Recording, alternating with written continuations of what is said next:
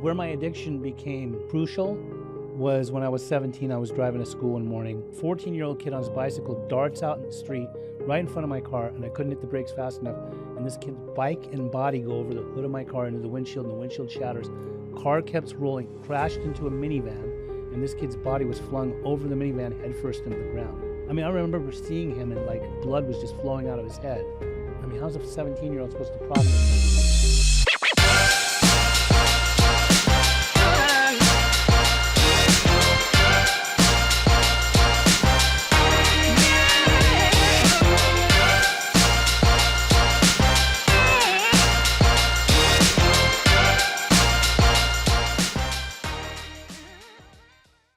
What's going on, guys? Welcome to another episode of the Journey to Solutions podcast, where we interview people from all walks of life who've overcome the impossible. We shine light on one simple truth. No matter your past, no matter your pain, with the power of God, anything is possible. And today we got a very special guest who is a well-known interventionist. I know a lot of you guys have maybe seen the show Intervention or have an idea what it is. But it's a very special thing, and it's a very hard job because they go where most people don't want to go. This person has over 18 years of sobriety. He is a big influence in the recovery community. He's been all over social media, whether it's TV, meetings, churches, all around helping people from all walks of life. He has a podcast that's called Primary Purpose with Pej. Primary Purpose with Pej, which you got to check out. And the cool thing about our guest is that he's about the people, and you can see that in his TikToks, his YouTube, and in person. He's not that type of person that just wants the famous people or these big name people. No, he wants to be in the trenches with the people because that's where the treasure lies, and that's what we're supposed to do, right? We get right to help out other people get right, you know? And he's somebody that has a people-centered heart, and he's just a good person. And so I want to introduce Pej, and how do you say your last name? Alaghamandan. I'm going to let you say it. I'll let you say it. Yeah, it's a complicated one. Because you're Persian, right? Persian, all of us, yeah. Okay. Many of us Persians have long last names. Yeah. What is it like being Persian in Orange County? Is there a lot of Persians? Did you grow up feeling different from people? Like, how was it being Middle Eastern and growing up here? Orange County wasn't so bad. It was coming from a place like Utah where... Okay, that's where you grew up, right? I grew up from 5 to 15 in Utah, and there I stuck out like a sore thumb. It's like, there wasn't a lot of us there. There wasn't any of us there. It was pretty much predominantly white, Mormon, sprinkles of Christians and Catholics, but not much. Mm-hmm. So when we made it to Orange County, I mean, at that time, even then, like, I think this was like the mid 80s. Even in our high school, there was still like, there was some of us, right? And we stuck together, at least the ones that I hung out with. And it wasn't just us Persians. Like I lived in Costa Mesa, and that was very, it was a melting pot. But when we got to Irvine, it was a little bit different, right? Mm-hmm. Like in the lunchroom, we had our own tables where the Persians and the Mexicans and the blacks would sit together. Mm-hmm. Yeah. Mm. And what is that like? Like, how a lot of times you'll hear what it's like to grow up being Mexican, what it's like to grow up being black, Asian. What is it like growing up being Persian? I love my culture, mm-hmm. but although I wasn't born in Iran, and mm-hmm. I was born in Germany, so I was limited in knowing what I knew about my culture. Mm-hmm. I knew the food, I knew, the dancing, a lot of the rituals, a lot of that stuff. But, growing up here in Orange County as a Persian, because we stuck together and appreciated, at least most of us appreciated our culture. There was a few whitewashed ones that didn't really, but, we had a lot of white friends that would hang out with us and like start to appreciate our culture because it was different than theirs. Right. Mm. So, I don't want to say I walked around boasting that I'm proud to be Persian because even like amongst us Persians, there was, some separation, depending. There was a lot of shady ones, right? Mm. Like you just couldn't trust them. And I realized that it's not really about, there's good and bad and all, right? Like it's not really about all of us being from this great culture as great human beings and individuals. But, I do love my culture, and I love growing up around many people. Like when I go in public, I see Persians at grocery stores and things like that. and I want to connect with them. Some of them they don't want to pay me no mind, and some of them are like very happy to meet you, and they're like, "Oh, salam, Chetri, nice to meet you." Yeah. So like those are cool Persians, right? Yeah. So, but I mean, I love.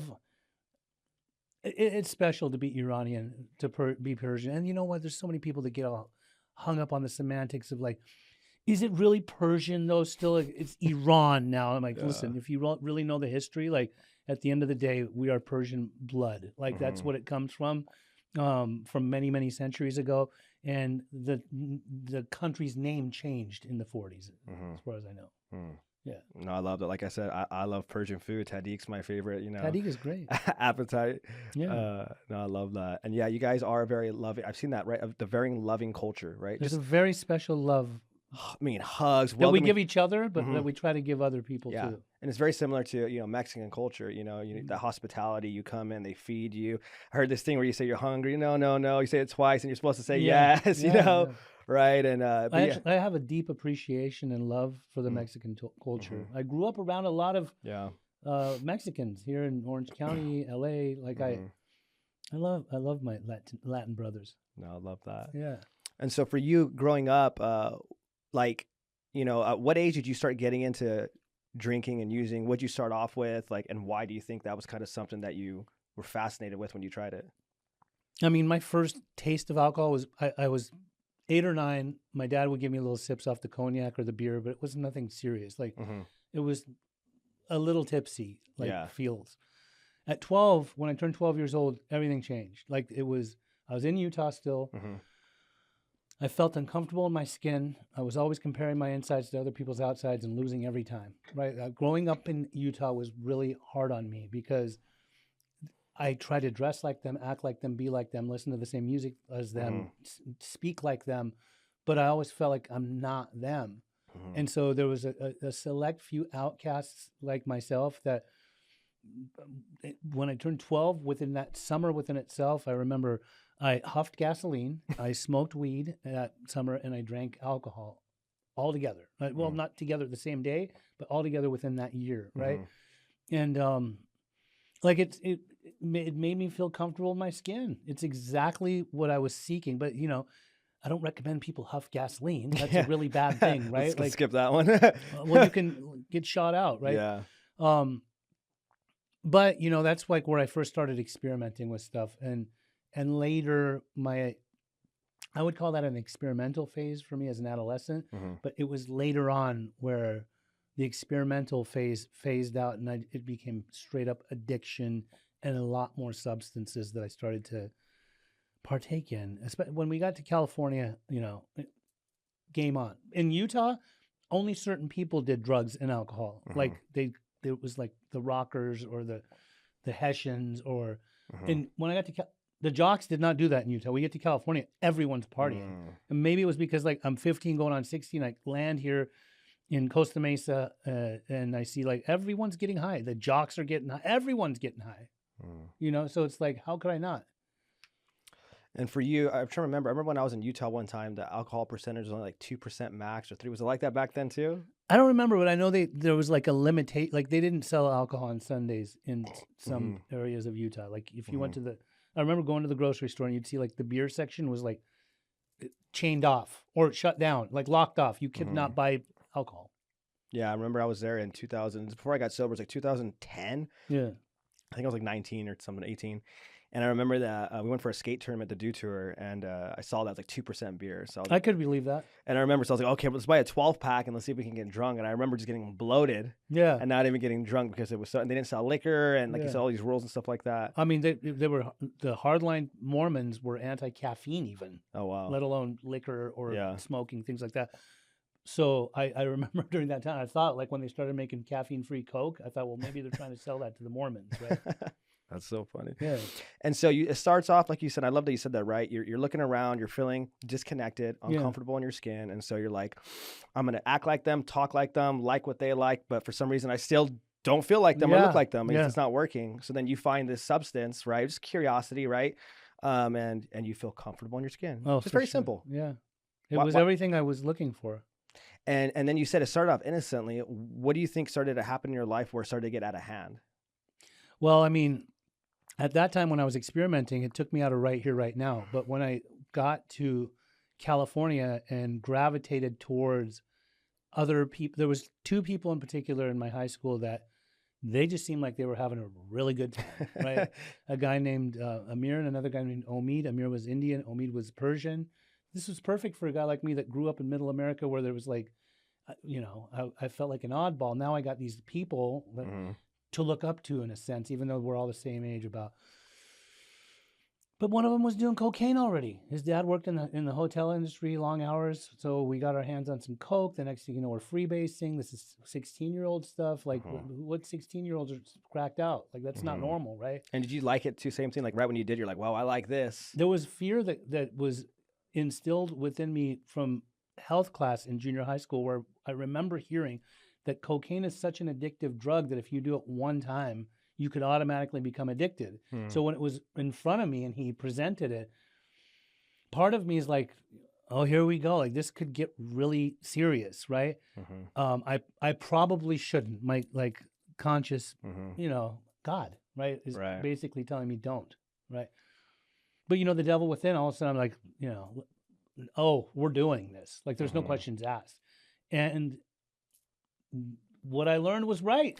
I mean, we were addicted almost immediately. So, and then it got into other stuff, hallucinogens, things like that. But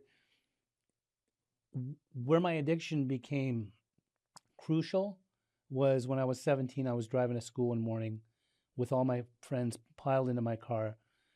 It was just another regular morning. Music was blaring. Windows are rolled down. You could smell the fresh lemon trees in the air.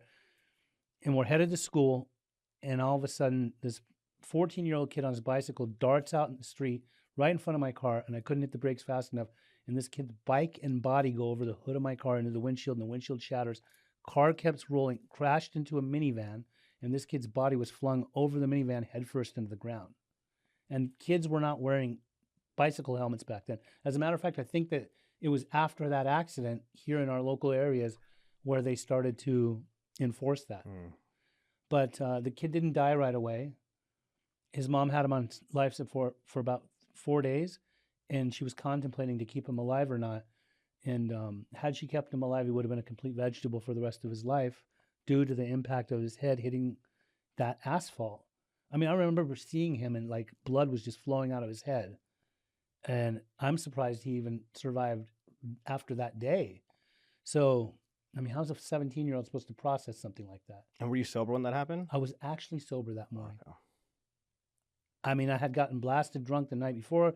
I may have been a little hungover the next day, but I wasn't under the influence. Stone cold sober. It was just another regular day. And so, at that point, I didn't know what to do with myself. For the next few months, I got into deep addiction. Deep alcohol drinking. I mean, it was morning, noon. I got kicked out of my high school, went to the continuation school, and nothing good happens in continuation schools. For those that know, no, right? Like, and were people treating any differently after that? Absolutely. Some people there was.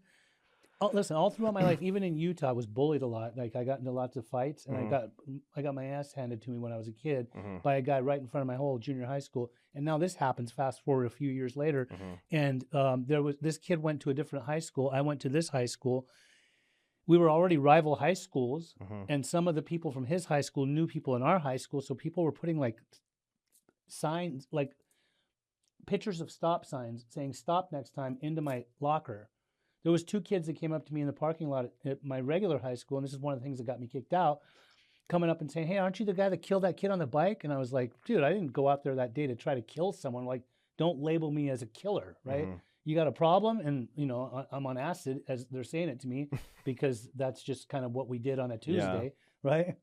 And I got myself into a fight, and I got in trouble, police activity. I was often finding myself in the back of a lot of cop cars, headed to holding cells for the next few months, which then I found my way into the juvenile system. I was getting loaded heavily. Like for the next, between the accident and the day I stood in front of that judge in juvie where he was going to sentence me, I was always high. And how many months, how long was that? Like 3 or 4 months. So 4 months you just went, went deep. Your life spiraled. That's where like, it was a straight up addiction. And for you, like when that accident happened, like how did that, like, what was it? Was it your fault? Was it not your fault because he was crossing? Like, It's a great question. Yeah, like what happened? So the way that everybody saw it was that it was my fault because I got all these kids in my car piled into a little teeny car, music's blaring.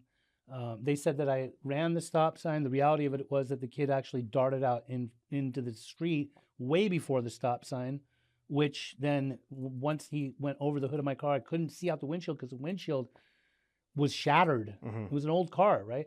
And so the car kept rolling, and that's where it crashed into the minivan. It was a long case, and the kid ended up. So what ended up happening was the city of Irvine. There was a percentage per each person's fault. The kid had a percentage, the city of Irvine had a percentage, and I had a percentage. There was a tree that was obstructed. A stop sign was obstructed by a tree, so you couldn't see the stop sign. So that's the city's fault right there. That's the city's fault, right? And then on top of that, the kid was like riding his bike through the street, like cutting through the street. Yeah, not the crosswalk. Not the crosswalk. And he should have been walking it if he was going to be at the crosswalk, right? And then I was like driving with all these people in the car, perhaps distracted, as they said.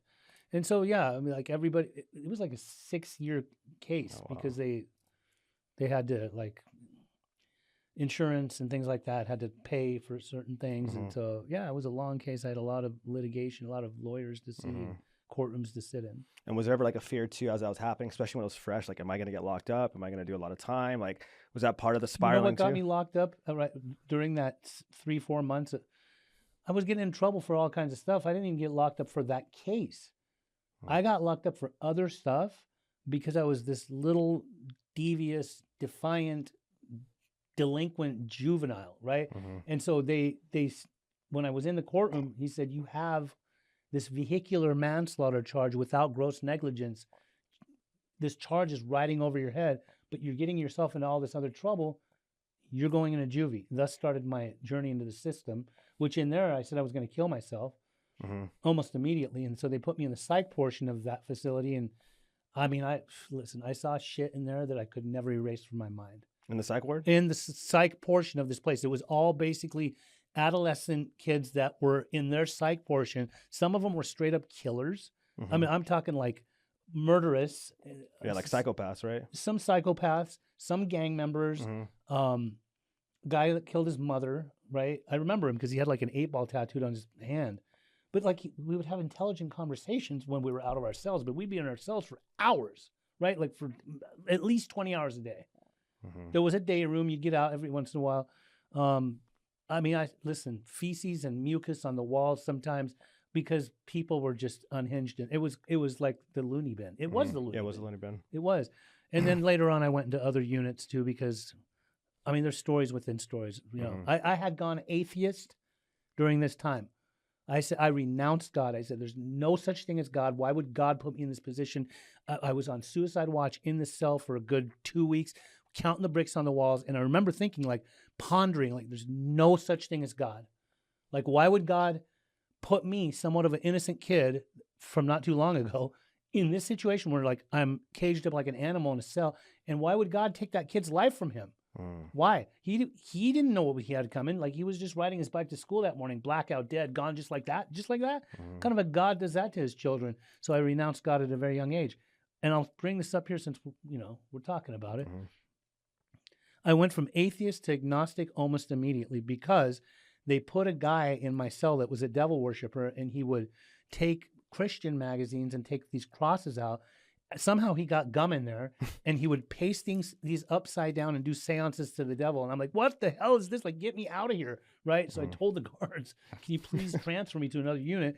And over a period of time, they did. And another thing that caught my attention was, because you're locked down for so many days, if you're locked down for 20 hours a day and they come in your cell and they say, would you like to go to mass on Sundays? I'm like, absolutely, get me out of the cell for an hour. So I would go to church. On Mondays, they started popping our doors and saying, does anybody want to hear a message of hope? I'm like, if it gets me out of the cell, let's go. I would get out of the cell, go down this hallway, through this corridor, into this classroom type setting, and this old priest would come in there, and he was bringing his AA panel in there, straight up, book of Alcoholics Anonymous. He would open it, sit at a table, read us passages out of the big book of AA. And I'm sitting there you got to understand, I'm 17. Like I got a lot of mileage on me still, right? I'm still hip, slick, and cool. Like I was fixated on the pack of smokes that he had right here. And I was like, how does a Catholic priest have a pack of smokes? Like I thought the body was a temple. Like what? Right. Yeah, but I'm thinking about how do we get the smoke Yeah. out of that pocket it is Yeah. back to the cell, and how would we light it? Because like I still had the angel and the devil on the shoulder. Right. The angel had said, when you get out of here, you be a good boy, you walk a straight line, you don't do drugs, you don't hang out with those people. But the devil would be like whispering in my ear. But when you get out, you want to smoke a little bit of weed. And that's exactly what I did the day I got out. As much as I convinced myself I'm going to be good. So even after all that, right, you still find yourself. And how long did you get out? At 17 too? Or did you get out 18? Like how long were you in there? I was in there for a few months, and I did get out on good behavior.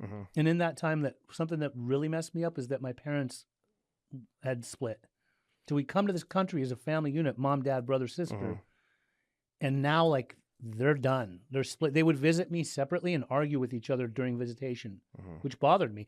But I went right to my mom's for a little bit. And then sometimes we'd get into it, and I'd go to my dad's. Right. And that all kind of happened like right before I turned 18. And what does your life look like from there? So you go through this traumatic experience. You have more traumatic experiences, right? The reality is, I can't imagine what it likes to be 17 and to go through that, right? That's the thing. You have the visual, you have what it smells like, what it sounds like, and like you're in it. And most people cannot relate to that. Yeah. It's like you ask all your friends, hey guys, so how'd you work through this? So now you're carrying this thing with you, right? How are you navigating that? How are you processing that? And what does your life start to look like from there? My dad and I got physically abusive with each other to the point where I was old enough and bad enough to hold my own, and I ended up putting my hands on the man that used to put his hands on me a lot. And so he decided to take off and leave the country and go back to Iran. And in that time, my mom pretty much simultaneously moved to Santa Monica. So here I'm this 18-year-old kid, still wet behind the ears, hardly any home training, right, on how to live life. Nobody really showed me, right? I tried to go to college. I was a college dropout, went to Orange Coast College. I was always loaded. I just would like not pay attention in class, and I just dropped out. I tried to work in the workplace doing regular people jobs, right? And trying to make ends meet. I had an apartment. I was trying to pay the rent, and I was just loaded all the time. I was high. I was on lots of drugs, coke, alcohol, the whole gamut, like everything, right? So when I would lose jobs and drop out from college, I went on to selling drugs. During that time, this is the beginning of the 90s. Okay. I'm headed into young adulthood, right? Like into leaving my teens, going into my 20s. And you have to understand, Fausto, like during that time, I'm writing this in my book. I'm writing this book right now, right?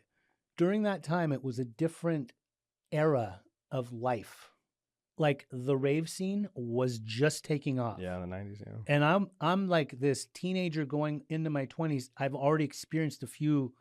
Back then, like the raves where you'd break into warehouses and set up some music equipment. And like, if you wanted to get to those warehouses, you'd have to drive across town, there was no internet. Yeah. Get a piece of paper from somebody. It showed you an address. You have to go cross from one part of LA all the way to like Pasadena for another address. And so I was experiencing these raves, and we were doing a lot of love drugs. We were doing acid. We were doing ecstasy. We were candy flipping, hippie flipping, all that stuff.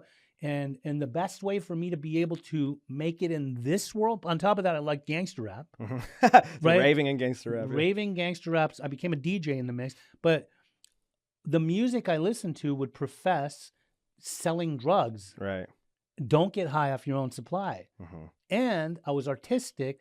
The 90s were a lot of fun. I'm not going to lie. Like we had a blast, right?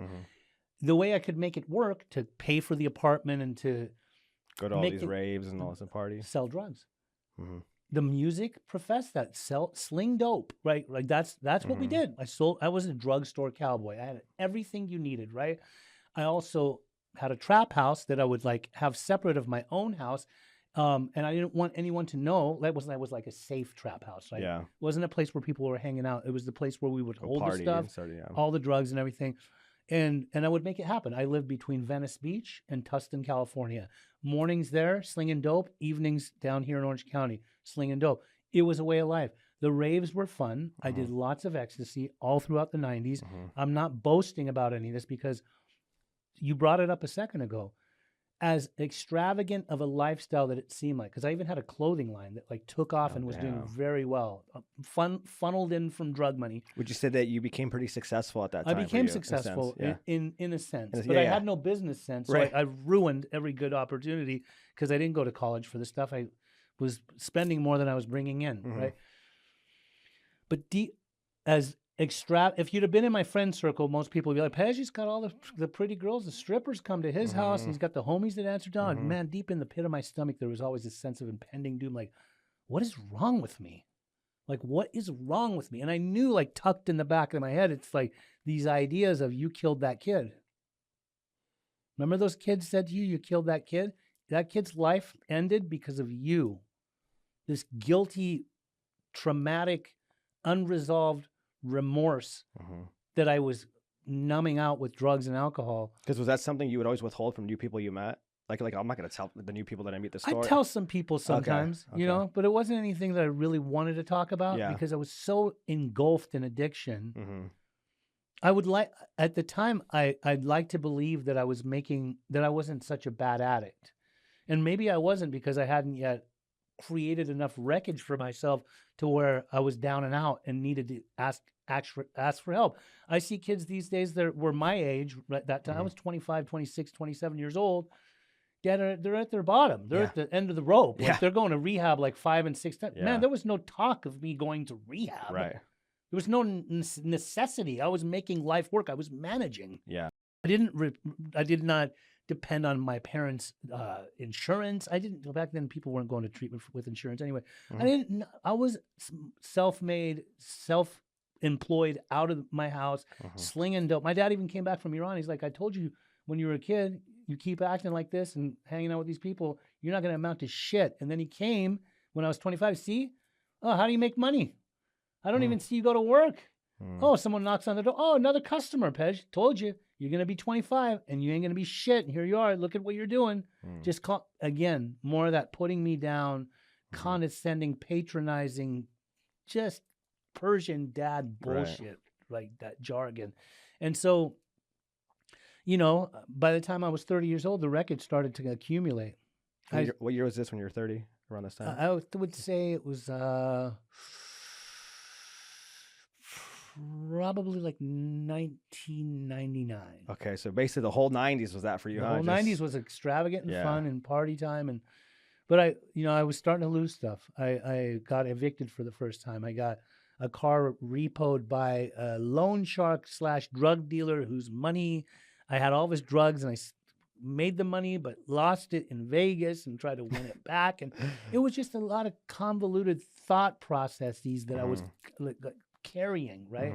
So, you know, like I was unhinged. I had nothing, no moral compass. I didn't give a shit, right? Like I knew deep down inside I was a good human. My mom raised me on good values. And I knew I was more than this. Like I ended up getting raided by the Orange County Methamphetamine Task Force. We were Breaking Bad before it was even an idea for. So you're selling speed as well. Speed, so big time, because Jeremy Jackson, you know him? Yeah, I know Jeremy. If you don't know, the kid star was probably the best meth cook in all of Orange County. Not even probably, absolutely, most definitely. We had Peni showing up and like these Mexican Santa Ana and LA gangs coming to me, telling me we want his dope. And so this is what we were selling. We all got in trouble. He got in trouble way before me. He came into the path of recovery way before me. I remember seeing him at a club one night. He's like, I'm sober. You want a sponsor? I'm like, what's a sponsor? What are you talking about? He goes, well, if you ever want to get a sponsor, I'm like, sponsor what? I'm not a pro skater. He's like, no, sponsor in like the recovery world. I'm like, I have no idea what you're talking about, and I'm not interested. Anyway, when the Methamphetamine Task Force raided my mom's house, because that's where I'd moved back to at 30, found my way back into the system. And when I was locked up for a while, I remember again, AA panels would come in and carry the message. So a seed was planted by that priest when I was 17. It was getting watered when I was 30. Wasn't about to stay sober. I remember I got out of jail. Mom would not let me come stay with her. She took me to Huntington Beach to a Persian sober living. And I remember that was a thing. it was there was this man. Yeah. It's the first time I ever met him. We knocked on the door, and I kid you not, he looked like a little Persian recovery Yoda. Sounded like Yoda with a Persian accent. He's like, "Hello, how are you doing? Welcome. This is sober living. We have rules, we have regulations, we have chores, we go to meetings." I'm like, riveting. What is your name? He goes, "My name is Sia." I go, "Mr. Sia, with all due respect, nice place. Yeah, I'm not staying here." I wasn't ready. Yeah. In his little 10-minute conversation, the word recovery was brought up so many times. I was like, what is this guy talking about? Why do you think at that time you still weren't ready? Because I had a very strong illness, disease of addiction, ego, enabled by mom to a certain degree. Right. She was still like taking me somewhere. Yeah. So I ended up going to another place. It was this place here in Costa Mesa. It was across the street from my using girlfriend's house and near my drug dealer's house. It took me another 5 years to actually want to get help. And by the time I was 5 years old, I was a homeless man living here off of Harbor Boulevard, the same place in Costa Mesa where I grew up as a kid, wondering how did that wino become a wino, or why is that addict homeless over there? Now I was that addict homeless over there with nothing to live for. Mom had written me off like a bad check, changed the locks on her doors, wanted nothing to do with me. She was at her wit's end. She tried. She offered me rehab. Or if I wasn't going to go to rehab, get your stuff and get out of my house. I don't want anyone doing drugs in my house, let alone smoke cigarettes. Get out of here. And so I left. Mom was also armed with the facts about herself. She was an active member of Al-Anon. And so now she did the right thing. Now she has the boundaries. Big time boundaries. Yeah. So then went homeless for a while, and then finally I did what every so-called gangster does when they run out of options. I called my mommy, and mommy answered the phone, and she had a different tone of voice, and she said some things that were different. And she gave me a phone number of a gentleman, and that gentleman told me, "If you want help, be at this house in Irvine at 9 a.m. Friday morning." And I went to that house. I used everything I had, all of it. And I remember knocking on the door, and lo and behold, it was a little Persian recovery Yoda from 5 years before. The same guy. Same guy, different house. I looked him in his eyes and I know you. I don't know you. I'm like, you don't remember me? Anyway, that dude brought me into his house. I didn't know what I was in for. His house was a recovery home. It functioned in a very systematic fashion. He would do Persian family recovery groups with the families and the addicts. He would have individual groups. He had a therapist that would come. It was like a treatment center, but unlicensed. Right. And that man showed me so much. I mean, at this point, like, it took me a little bit. We had some power struggles, but when I came in, he showed me a new way of life. He became like a father figure for me since my pops was out of the picture for so long, and he became like a recovery mentor for me. He encouraged me to go to college at Saddleback, and I told him I don't do good in school. I failed college. I failed the Art Institute when I was 32, and I'm an artist. He's like, "Well, weren't you loaded then?" I go, "High school too." He goes, "Weren't you loaded then?" I go, "Yes." He said, "Why don't you try to go to Saddleback College sober and see what happens?" Lo and behold, I went to Saddleback and finished top of my class because don't you know when you're sober, you can pay attention in class, and finish your assignments and do good on the test. Finished top of my class, got on the dean's list, 4.0, never saw those numbers attached to my name. So that's where like my journey in recovery, like the recovery industry started to work. Because I put myself through college with a get well job. I worked at Trader Joe's for the first 6 years of my recovery. But then I started working in adolescent treatment, adult treatment, case manager, program director, program manager, admissions, everything except for a therapist. And then down the line, I was and I'm still very, very, very, very plugged into my 12-step world. I will never turn my back on it because that's what helped me in the spiritual sense to be able to go through the process of the 12 steps, get a sponsor, work steps. And, I've, over all these years, I've opened my own recovery homes in LA, in Orange County, men's houses, women's houses. And the way that they're modeled after the place that I got sober in. I was going to say, so that you basically took what you experienced, right? Yes. That formula, now that you have your own homes, you're kind of we do exactly what was done there. There's study hours. It gives people the opportunity to read or write whatever they need to do for the literature that they base their recovery out of. If it's NA, it's AA, I don't care. There's certain hours of the day that are allotted and set aside for them to be able to work on themselves. Because when somebody gets out of treatment, if they just go back to their home, when are they going to actually do the work? Or how are they going to really build their community? In our homes, you're going to be doing step work. You're going to have a sponsor. You're going to be working the steps. We got to know what step you're on, how many meetings that you're making, so that you can go and hear the message and carry the message. Right. Take from the meetings in the beginning and then give to the meetings in the end, right? And it's just, we've got some major, major miracles. The people that really have given themselves to this way of life, being of maximum service to God and our fellows. And I mean, nothing of it is of my doing. I just carried the torch that was handed to me. That same man, Mr.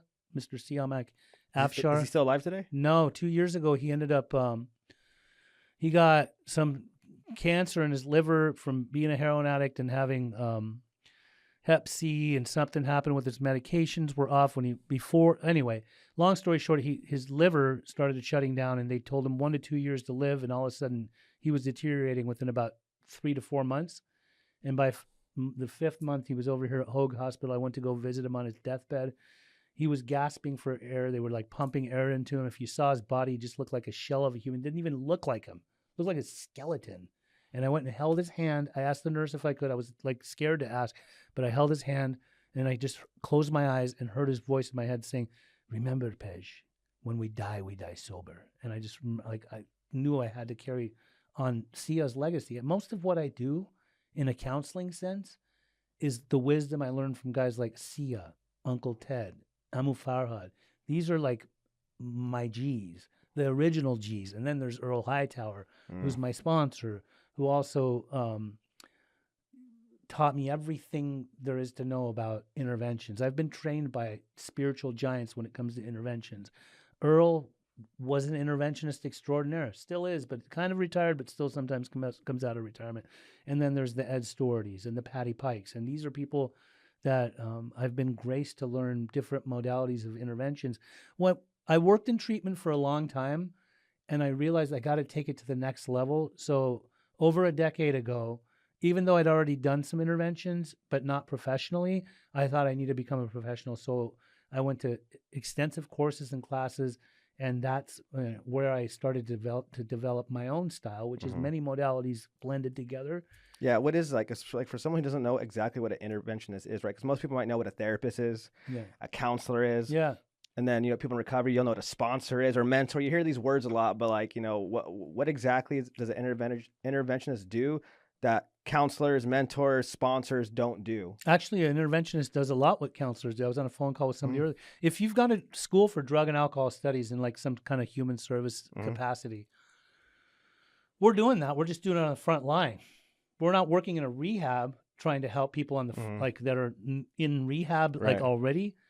We're trying to intervene on someone's life because their families will find us to try to help someone in psychosis, running the streets, on fentanyl, shacked up in their bedroom at their mother's house, an alcoholic that's in his cups, like just smashed drunk. Like, our job is to educate families, work with families, and I'm part of this team called Intervention on Call. We work with families to educate them to do their own intervention, but if it's out of their hands, then they hire us often to go and intervene. So interventionists, what we do is intervene on people's lives, and there's different modalities. There's the Johnson model, which is the traditional letter writing. There's motivational interventions. There's invitational interventions, or a person doesn't feel ambushed because the family said, "Hey, we were working with somebody. He's a professional. Would you like to meet with him too?" That's you've been invited. Right, we're making you a part of it. Yeah. Right? Because some people will be like, why'd everybody just show up here with these letters? Nobody told me, and who's this guy, right? Yeah. So I kind of backed away from that style. That was my style for a long time because my mentors taught me that style at first, but later on I went and took other courses and learned other ways. Yeah, what do you feel like is like the most difficult part of being an interventionist? That if, let's say, somebody wants to be one, like something you would let them know, like, well, just are you able to handle these type of situations or this type of emotions? Like some people, like not everyone's meant to be a therapist. Either you suck at listening, or you can't handle the emotions and these topics where you take it on, right? It's like, maybe this is not for you. Like, what do you feel like as an interventionist are some of like the big things that you deal with? I believe I'm an empath. I believe I've always been an empath. But when it comes to doing interventions, I've got to take my empath wings off and not get my emotions caught up into situational stuff. Because I can't sit there if a family's all crying because their loved one's an addict and is resistant to going to getting treatment and join them in the crying fest. I can't. I can't. I have to be neutral in this situation. It can take a lot out of you. Mm-hmm. Also the search, when I have I don't just do interventions. I become like a private investigator sometimes. I got to go off of hints to find people in tents or to find people in encampments, right? Homeless people that come from some well-to-do families. And not just find them, but even develop some kind of dialogue with them and let them know I was homeless once, and then even be able to get them to understand your life isn't working, intervene on them and give them, a rescue type of rope or you know what I mean? Something to be able to pull them in to make them understand, hey, I come in peace. I'm just trying to, nice to meet you. I was once living like this. This ain't no way to live. How would you be open to getting some help? It takes a lot of work. A lot of people think interventionist is a paid 12-step call. No, bud. A 12-step call is where someone's at. Yeah. You're gonna go there and ask them if you want to take them to detox or AA. Right. Great. Yeah. That's a crapshoot. It's 50-50. The person's gonna be like, I'm good, or the person's gonna be so smashed they'll be like, thanks for coming. Yeah. With interventions, we're working with families that enable people. And for those that are so on the fence with the whole enabling thing, enabling is unhealthy. It's a very selfish act. It is codependency at its finest. And people that are ultra codependent, hate to break it to you, but that's you're basically just trying to make yourself feel good because you want to be in control of your loved one, and you keep wondering why your loved one doesn't get better. It's real talk. Truth. That's why I always say enabling, you're killing them. You are killing them. And they go, well, baby the addict. Yeah. You bury the addict. I have that happening with my cousin. So my cousin, me and him started smoking meth at the same time, right? Back in 2000, I think it was 2007 or something. We started smoking meth. Well, I stopped. He didn't. He's still smoking, right? And so finally it gets to a point where, his mom dies, which is my aunt. And then my other aunt dies, which is his mom's sister. And then his cousin dies, which is my cousin as well. And now they have this house, and they got down to a point where we're just going to sell the house. Yeah. And, but he's still smoking meth. And it's like, hey, dude, you're going to have to figure something. I can get you into rehab. I can get you easy. I'll take care of it. Yeah. But, he's like, no, I don't have a problem, though. Just the devil's after me. That's it. But I can control it. And you're okay. So then now the house is gone. And my mom, which is an enabler, she goes, are you going to be okay with seeing your cousin homeless? I'm like, if that's what it takes. You know what I mean? I try to tell her, I go, Mom, you're making it about you. Yeah. I'm not trying to sound mean. I know you care, but enabling him just allows him to get away with meth. Get away with all these things, get away with all this stuff. So yeah, you're totally right. As one of my colleagues says, Sam Davis, he says, why would you rob your loved one of having their experience and their journey? I love that. That's real though. It is so real. And I guess the fear is, right, I guess it's where, do you ever have to do this to people? Because we can say that, right? But they might not have that moment. They might die. Right. And I think that's the hard thing you tell people, right? Is look, you're enabling them. It's killing them. It is guaranteed. Them. But yes, don't get me wrong. Let's say you learn, you have boundaries. Yeah. It still doesn't guarantee they're going to get right. Many of the cases that I deal with, it's the families, the parents that are keeping their kids sick. It's okay to build boundaries, but if you build boundaries with no consequences, then it's not a boundary. Then it's just a request. Yeah. How do you navigate situations where people hire you, right? And because sometimes in our minds, I think, oh, he's going to figure it out. And then if you don't figure it out, that means you did something wrong. How do you navigate those conversations with clients when they go I paid you to help out my kid and you're not doing your job? It happens every so often. Yeah. You're always going to get, it happens more with my Persian culture. It's the Persians that have this expectation, as if their kid is an object. Here's my kid, fix them. And then the kid acts out. We're telling the parents, you got to work on yourself too. Parents refuse to do it because they're, I don't want to say narcissistic, but they know it all, right? Yeah.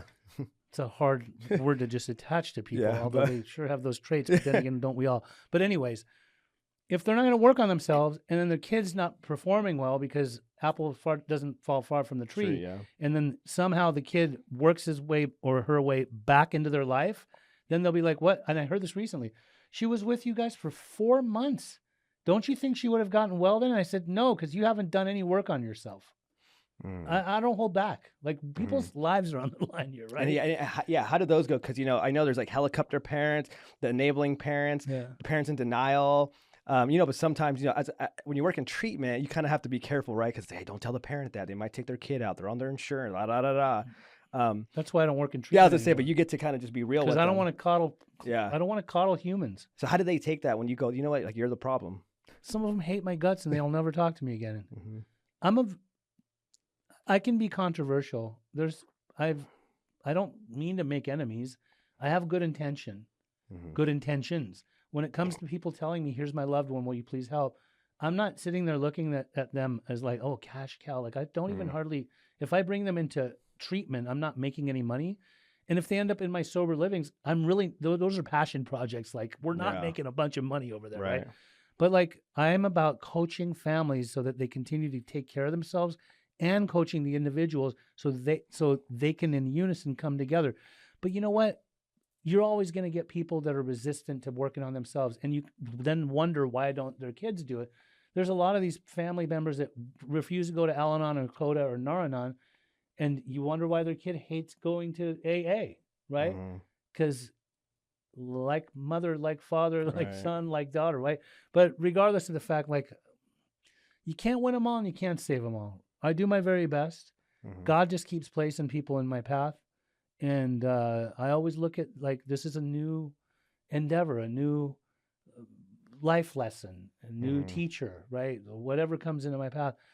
For the most part, though, I have seen a high success rate with many people that God has called upon me to try to help when the families work alongside me, when the families listen. And families don't need to bring their kids to me and me say to them, work on yourself with the hopes that their kid gets better. It's so that they get better. Because whether the kid gets better or not, you got to work on you. And maybe down the line, your kid will be put in a position to not keep being enabled by you and using you. And maybe that'll make them want to get better. Yeah, and that's so true, right? I think, right. It takes two. The reality is, it's you see unhealed wounds being passed down consistently. That's what you see, right? So you see, well, yeah, the reason why a kid is like this, a lot has to do with this part of you. We're not playing full blame on you. Yeah. But like you said, I'm just being honest. You know what I see a lot in my culture? Lots of Persian girls, Persian ladies, lots of borderline personality disorder in our community. You know what's crazy? My wife's mom is borderline. I believe it. Why is that, you think? Because I think it's certain upbringings that happen in certain family systems and certain expectations and certain ways of talking to them and talking down to people. I don't think it's just the women. I see it in Persian men too, where they're talked to a certain way and then later on, like they're talked down to, they're put down, they're yelled at, and then all of a sudden that parent will come and be like, "No, it's okay, it's okay." It's these are mixed messages. Like, how is a person supposed to grow up in this? And on top of that, then they're spoiled, extremely spoiled, given much more than they deserve, and so they expect. And then if you don't give them, then they'll act out. You know, there's a lot of. I've seen a lot of Persian girls or women come in, attempt to come into the path of recovery, but not stay. Many, like a large amount. There are only a select few that I know, like Jessie, right? Like, I won't say the other one's name because to protect her anonymity, she's not in the public eye. But there's a few that I've seen that are just killing it in the recovery world, right?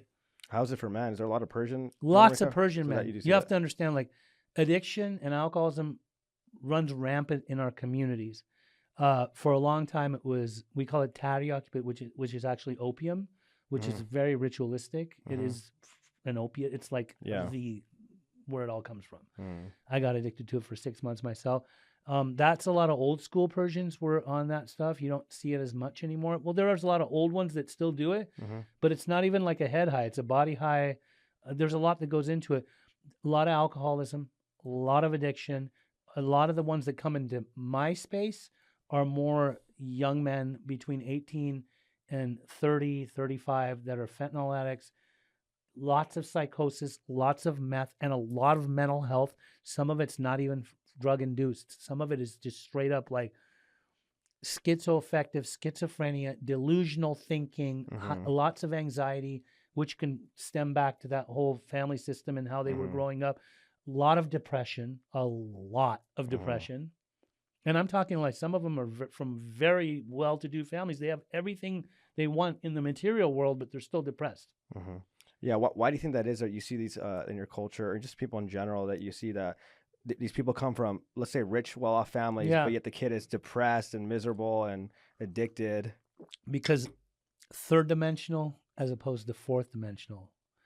Third dimensional is the world of matter and material. Fourth dimensional is straight up the realm of spirit. This is priceless. These types are about shiny stuff that makes them feel good. The nice car, the status, the food, all the different sex, porn, everything. As opposed to this is your spirit. This is priceless. That's the whole point of like recovery. What do they say in the 12-step in like the big book? Catapulted into the fourth dimension, right?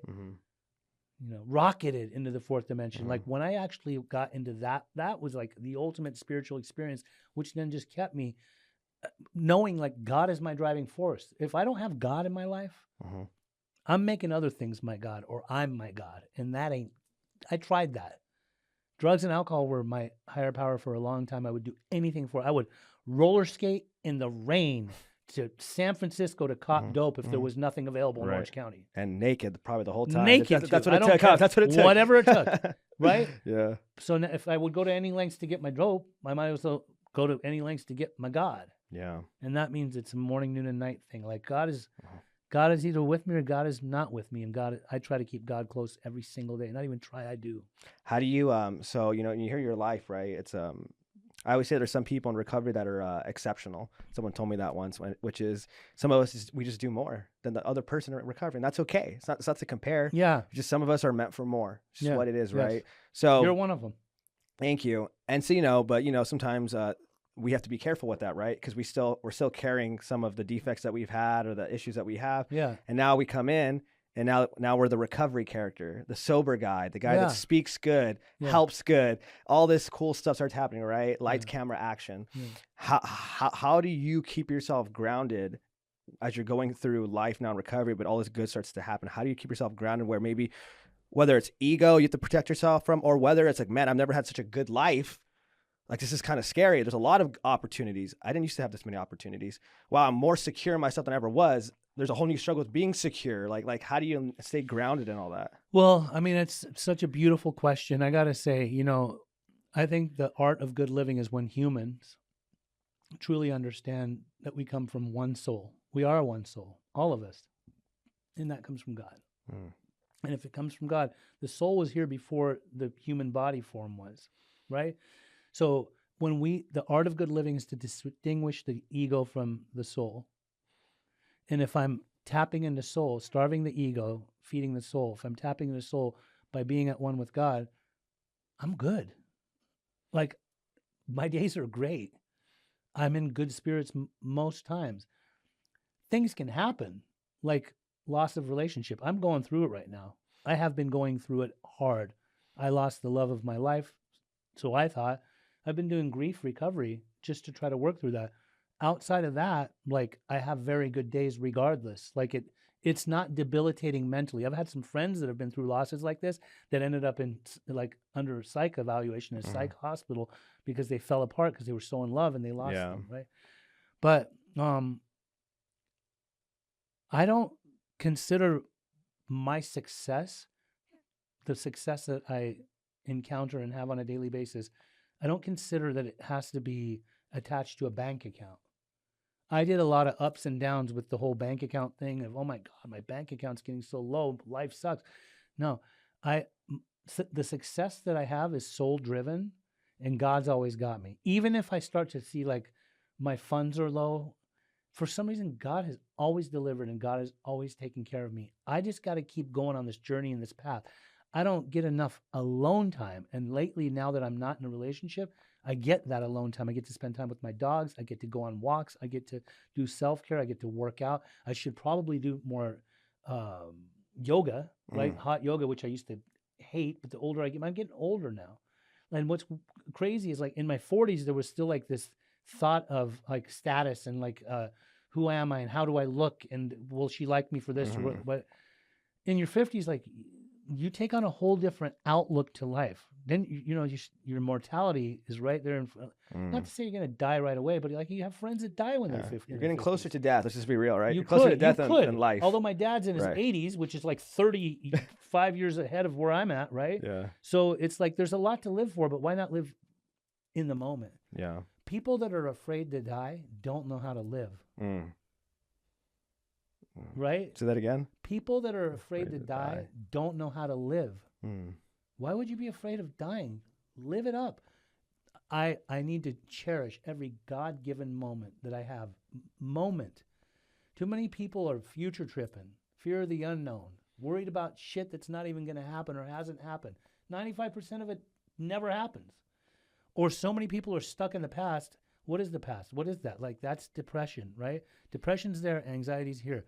What am I robbing myself of? Right here, right now, this moment. This is I'm cherishing my moment with you.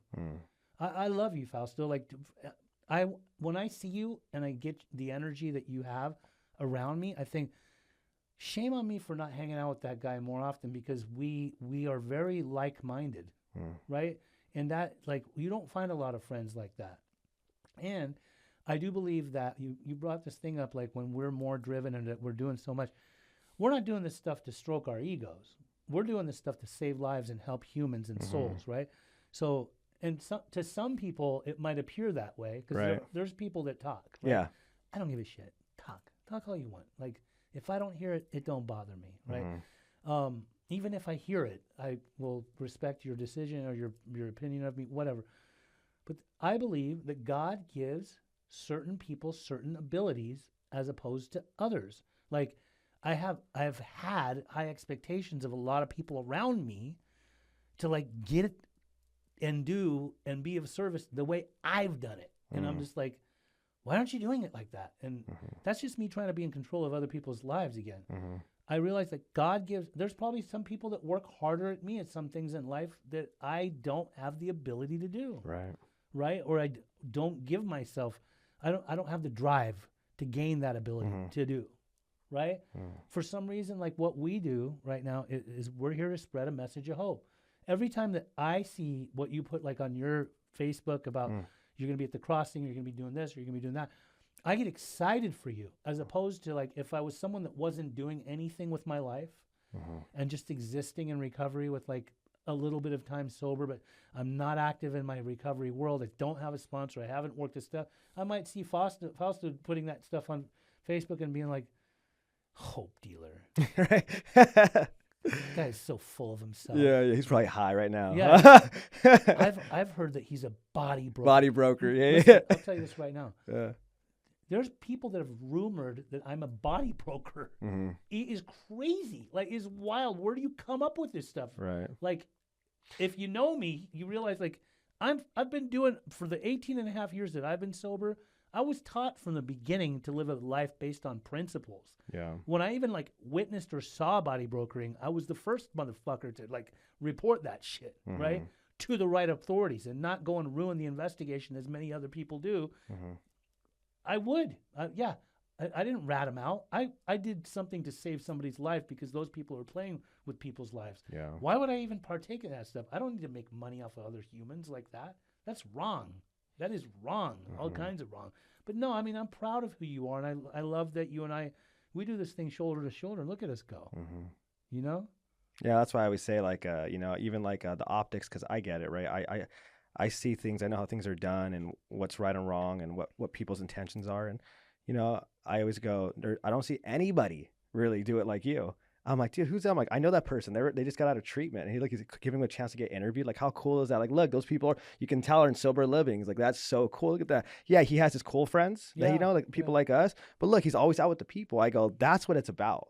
You know what I mean? Because we're people. Yeah. We're people persons. Yeah. We take an interest in learning about other people and their stories and who they are. Yeah, you sit in the middle with everybody. Yeah. I'm over here. I don't need to be at the gold table with all you guys. Like, I want to be over here. This is what it's about. I film people in my sober livings, and then you get these critics that are like, you're exploiting those people. No, I'm not. These are people that have done great for themselves. They're examples. Yeah. And people should get some hope that are out there wondering, can I get that too? And when they're succeeding, I'm not going to get a guy that's like barely coming off of fentanyl. And like, I mean, I would even like to interview that guy if he's struggling, right? Right. I know there's a lot of controversy with going right on the street and like someone's towel racking and you're filming that person and you didn't get permission from them. But if you get permission, the person says fine. Show people that there's actually people living life like that. That's my opinion. Yeah. Do I go and feed the homeless and like put that online? No.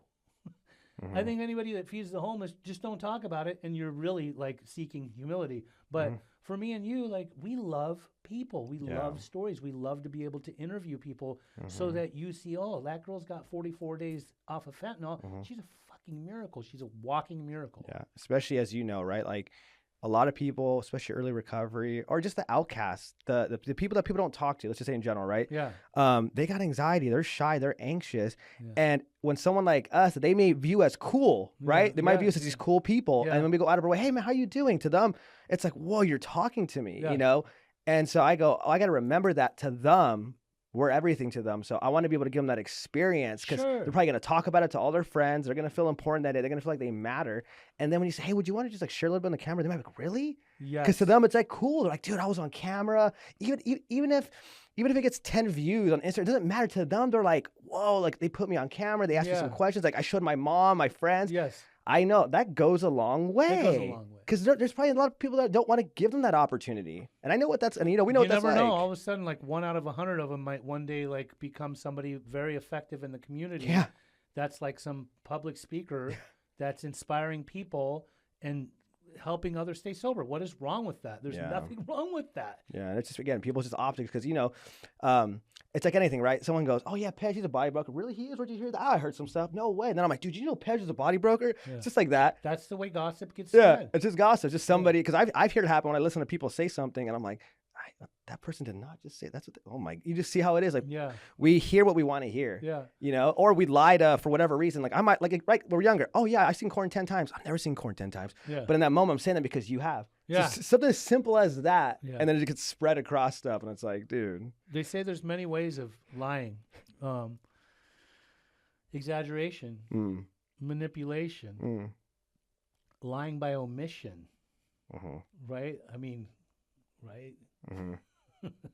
How do you navigate like and I'm sure this could be in any community, right? But if we're in the recovery community, so we have a lot of sick people. How do you go about picking and choosing who you work with and make time for, because our circle is so big but yet it's so small, and my circle's gotten smaller and smaller for many reasons over the years. I don't trust a lot of people. I think I can count on my hand the people that are closest to me that I can trust with all my heart and soul. When it comes to the type of work I do and where I will refer clients for treatment, I don't trust a lot of treatment centers. I don't think there's a lot of places truly doing exceptional work. I know there's a lot of good clinicians out there that are good in the respective field. But there's only a few places that I really like to send people to because I know that they're going to get good treatment. I know they're going to get good clinical therapeutic treatment and 12-step incorporated. I think there's a lot of charlatans out there. I think I don't even think, I know it. I see it. I got a strong intuition. I think you do too. I see it all the time. Yeah.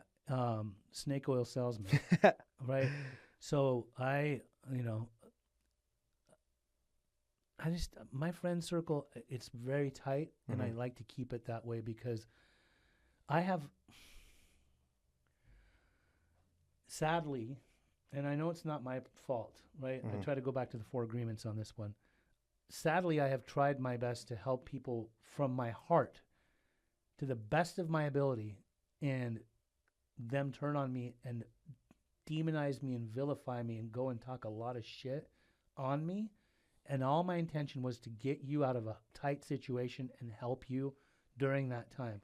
I've had people that didn't have money for sober living or even live in my own place and try to get them out of some rut or some mess. And I get it. Like, your life was already messy when you came to me. So when you leave me and you're mad at me, your life might still be messy, right? But it's sad because I see some of them at meetings and they don't pay me. They won't even look at me. And that's okay. You know, like, it's really not my problem. I've had some of them actually come to me later and they're on their 9th step and they're making amends to me. And I'm like, I can tell you're like you have sponsor direction, and wow, I'm very impressed. I think the human condition suffers. Many different people suffer, and gossip is a thing. When I view you, Fausto, I don't view you as a person that's out there talking shit on people. I just don't know that about you. You know, if someone was to come and talk shit on you to me, you know what I would tell them? I'd say, I've never experienced that with Fausto. He's a great guy in my book. You know, it hurts my heart that you have to try to pollute my mind to say something like that about a guy who's never done anything wrong to me and only showed me to be a good human. Now I kill the gossip. I think there's too many people out there that are afraid to do that. Too many people that turn a blind eye to other people's negative, polluting style of talking. And I think sometimes when people partake in the gossip, then they are part of the problem. Yeah, I know. I've had to learn to, because you know you have the treatment world, you have the AA world, and then now we have the recover out loud world, and that's a whole nother thing with people. And everyone wants to be recovery celebrities, right? And then you start to see kind of the ego kick in and the sickness, and so that's why I've learned for me, because I tend to be too forgiving, right? But I had to learn that I can forgive you, I can let it go, but I don't trust you, and that's okay. And I don't care. Like I am not going to work with you in any way, shape, or form, because you just add more stress to my life. You know? And so, it's learning that balance of very well said. Forgive, but also I don't trust you, and that's okay. So for you, as we get to the end, because we're going to bring you back on, because I want to talk about so much more. I ask people these questions always at the end, everybody. Real quick, are you a reader? I read a lot. Okay, perfect. What are 3 books that you would recommend to somebody that could completely change their life? 4 Agreements all the way, Don Miguel Ruiz. It's a good one. If you don't know, like, you should. What are the 4 agreements on it? Be impeccable with your word. Don't take anything personal. That's a good one. Which I really still can't. Don't make assumptions. And always do your best. Your best is going to change from time to time, but always do your best. Just be real with yourself. That's one. There's also Life Visioning by Michael Beckwith. I really, really love that book. Did you say 3 books? God, what's another good one that I really love a lot?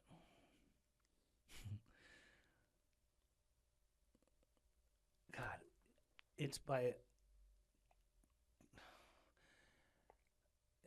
My Higher Power, My Ego, and I believe that's what the title of it is. Oh, really? Yeah. That's cool. It's by a guy that when you read his stuff, you can tell he's probably a member of Alcoholics Anonymous.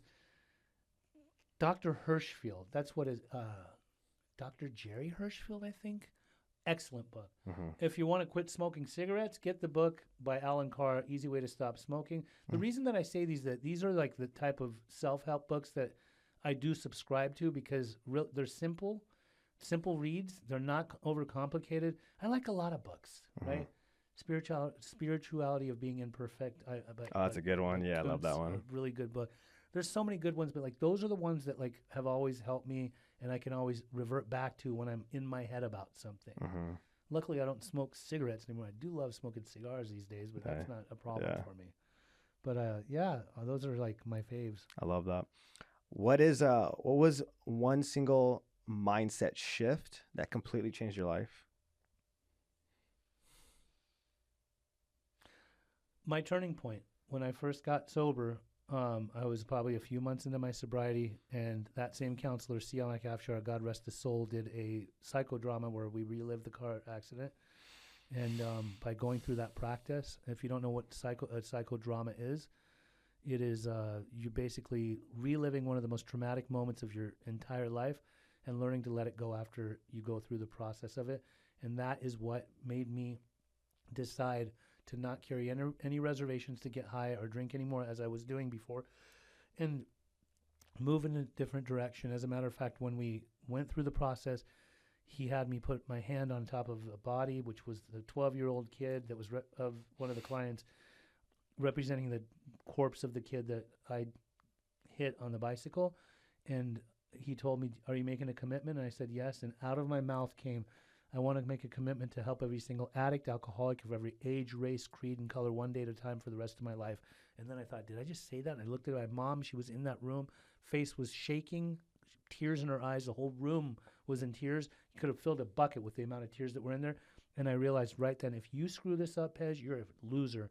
Woke up the next morning, felt like 1,000 pounds were lifted off my back. And I thought, I have been waiting for this feeling all of those years I was using. I wanted to be able to release this in some way, shape, or form, and it happened that God put an angel in your path to go through this process to just let go. That was like, that's the most monumental moment. It changed me all the way through. That's why you have who I am today, the way I am, because of that moment. Yeah, that's heavy.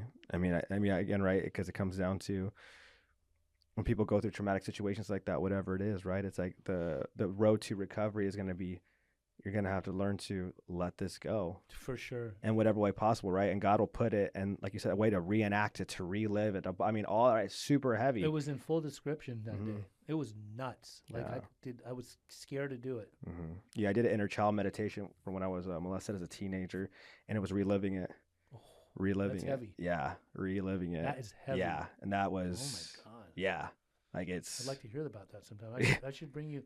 The only problem is if I bring you back on my podcast and we talk about stuff like that, then YouTube, like, he said molest, child restricted. Yeah. It's, you know, it's crazy. You have to pitch it in a way to where you're saying it differently. You know, it's crazy. I talk about it on our podcast. We never get anything. Really? Yeah, nothing. Because if we say that one word that starts with an R and ends with a do you put it E, though? You want it to? Do you put it where this is for kids? I don't know. I always put my no, right. 18 and younger, I go no. We got flagged on a couple of things. Yeah, because we haven't been flagged ever, and I talk about that stuff all the time. Yeah, I do want to bring up that we do need support for Primary Purpose with Pej. It is a podcast that we changed from the name Pej's Recovery Corner for many different reasons, because that one was age restricted. Yes, we want to be able to help many different types of people. We get a lot of guests, and Fausto was when we first launched this year, probably our second or third guest. It's a great podcast, all different walks of life, all different types of creatures and souls that come and share their stories and who they are, and they inspire. Amen. Yeah, we're definitely going to plug it in for sure in the description. This question's funny. What is the worst piece of advice someone's ever given you?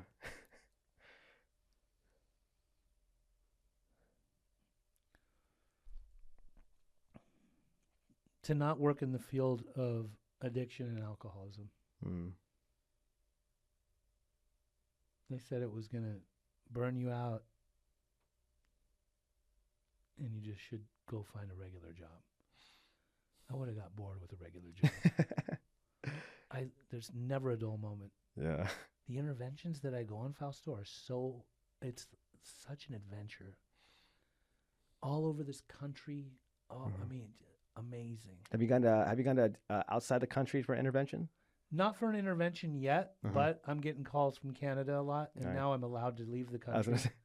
So I'm ready. Yeah. I'm a manifester, a generator and a manifester when it comes to human design. Yeah. And I already have envisioned some stuff happening. A lot of what's happened to me in my recovery process, I envisioned this stuff before it happened, all the way down to my podcast. I see some things on the horizon in certain countries that I don't want to speak about, but when they happen, I'm going to call you and say it happened, Fausto, because I feel like it's going to happen. I love that.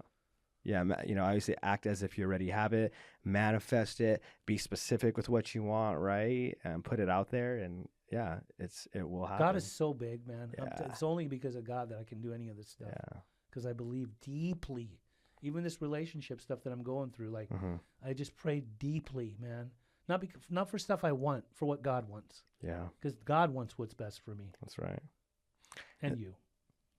And my final question is, for the addict that's still suffering, you know what? No.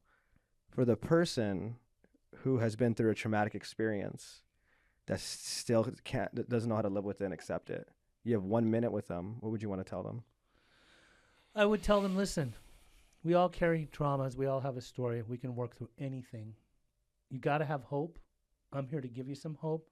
If you'd like me to show you a way out, I'm about getting out of the problem, solving, solution. Let me show you. And God places in my path. I love that. Well, Pedro, I just want to say before we close out, where can people reach you at? So people can call me. I'd rather they text first at 949-751-7761. On TikTok, Instagram, there's Pej Interventions. I also have a personal Instagram that's Peji Joon, Pejijoon. I have a Facebook business suite page that's called Peji's Recovery Corner, Peji's Recovery Corner. And then YouTube. On YouTube, I have 2 different YouTube channels. One is Pej Interventions. One is Primary Purpose with Pej. And then if you want to go to my website, that's www.pejinterventions.com. No, I love that. Well, Pej, I just want to say again, thank you for making the time. Thank you for coming out here. What an honor and a privilege to come. Thank you for being you, man. Thank you for you being You're the real deal. I'll tell you that right now. You're the real deal. I love you, my brother. I really, really do. Just grateful for you being here. Thank you.